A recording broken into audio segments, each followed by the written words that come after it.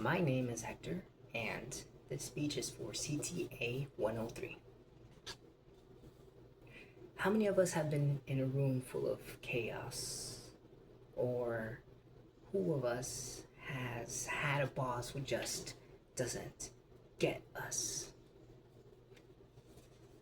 These questions emphasize the importance of leadership in any industry.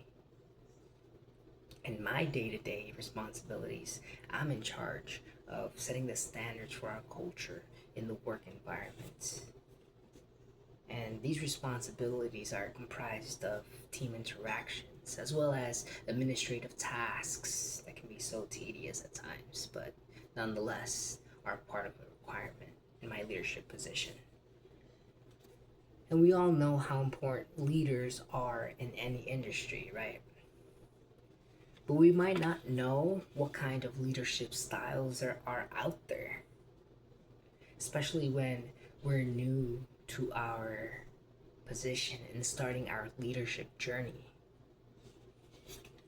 I'm here today to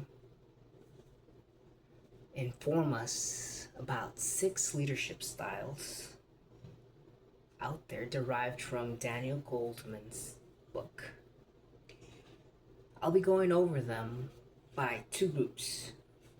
First group is comprised of the task-oriented leadership styles, and the second group is comprised of the people-oriented leadership styles. So without further ado, let's begin. Let's start with the task-oriented leadership styles. They're mostly focused on completing tasks and achieving goals. In this group, we have the visionary who envisions the future, and we have the pace-setting style who leads by example most of the time, and we have the commander style who commands people towards an objective, whether it's through fear or to a bottom line. Now that we have this group established, the task-oriented leadership styles, we can move on to the next leadership styles, which are the people-oriented styles. And these styles are mostly comprised of the coach who develops and nurtures people. Then we have the affiliative style who mostly empathizes and provides space, room, and listens to people.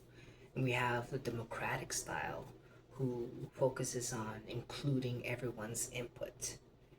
And these styles mostly create, and implement value from these human interactions. Now that we have these styles in mind,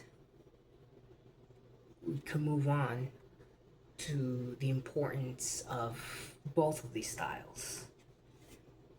The importance of these styles, whether it's task-oriented or people-oriented, is to remember that these are styles, not necessarily people, but leadership styles that can be applied for different circumstances. Kind of like tools. We don't use the same tool over and over again. We use them under special circumstances. Perhaps maybe a democratic leadership style may have better suited a room full of chaos or a commanding style.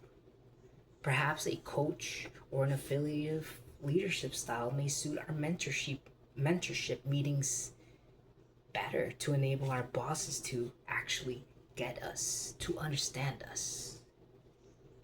So the next time you find yourself in a unique leadership position, ask yourself, what kind of leadership style would best fit the moment? Thank you.